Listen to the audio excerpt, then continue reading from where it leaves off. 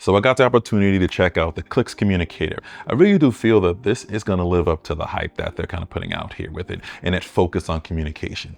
Now, I'm not just saying that as a good friend of Michael Fisher. I really do believe this is going to kind of nail what they're looking for here with this. Got the chance to check out the prototype, and when I first picked it up, it felt really good in the hand. It feels like a nice solid build, very good foam. Obviously that keyboard is excellent, feels good, feels pretty good to travel across it. Type is what you expect from Clicks. It is a touch sensitive keyboard there as well. On top of it is a 4.3-inch touchscreen display with a built-in camera punch at the top. That's about 24 megapixel single camera. On the rear, there's going to be a 50 megapixel camera. That's also a single camera. Also, those backs are going to be customizable, so you can swap those out to get sort of a little bit more customization that you might want it for personally for yourself. There's also a headphone jack at the top. I'm glad to see that coming back.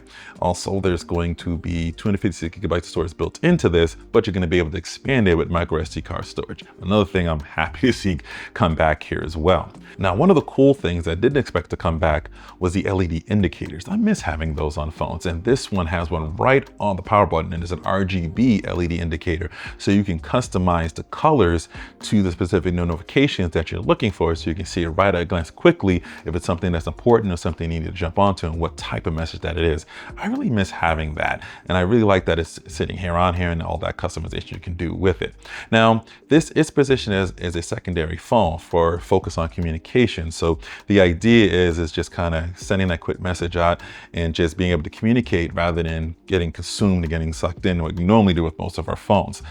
Now, that being said, this is a full-fledged phone on its own. You can use this as the main phone if you want to. It does come with Android 16 built in with it. It does come with 5 years of OS and security updates. It's going to have NanoSim and eSIM support with it as well too. Now, I do like the price it is right now. On the early bird pricing, it's about $399 if you pre-order. I think it goes up to $499 after that.